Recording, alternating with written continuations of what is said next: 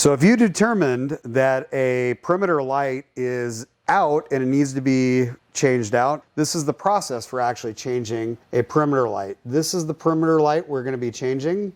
Very easily, there's two plastic tabs here. All we have to do is take these plastic tabs, turn them counterclockwise, 90 degrees, and they come right out. There's also a clip on this side and a clip on this side. These are formerly called Molex cabling connectors, but that is it. And if you look on the inside, you can see there's a twist tab, and that is how this is actually put in, but that's how easy it is to take out.